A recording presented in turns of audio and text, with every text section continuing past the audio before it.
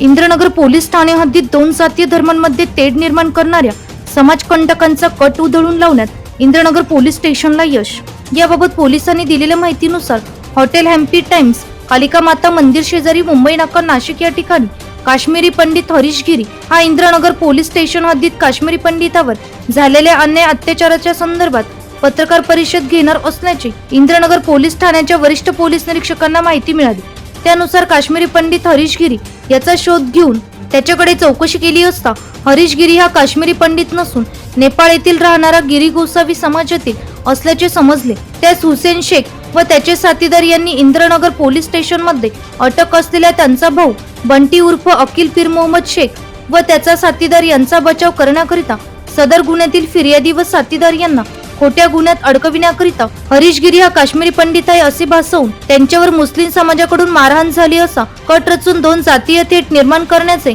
कृत्य केल्याचे निष्पन्न झाल्याने त्यांच्या विरोधात इंद्रनगर पोलीस ठाण्यात गुन्हा दाखल करण्यात आला। सदरची कामगिरी पोलीस आयुक्त संदीप कर्णिक, पोलीस उपायुक्त मोनिका राऊत, सहाय्यक पोलीस आयुक्त शेखर देशमुख यांच्या मार्गदर्शनाखाली इंद्रनगर पोलीस स्टेशनचे वरिष्ठ पोलीस निरीक्षक रामदास शेळके, सहाय्यक पोलीस निरीक्षक सुनील अंकोलीकर, भूषण सोनार, पोलीस उपनिरीक्षक वाल्मिक चौधरी, पोलीस नाईक सागर परदेसी, पवन परदेसी, संदीप बागुल, पोलीस अंमलदार योगेश जाधव, मुजाहिद सय्यद, दीपक शिंदे आदींनी कारवाई केलेली आहे। एनसीएन न्यूज साठी प्रतिनिधी रोहन दानी, नाशिक।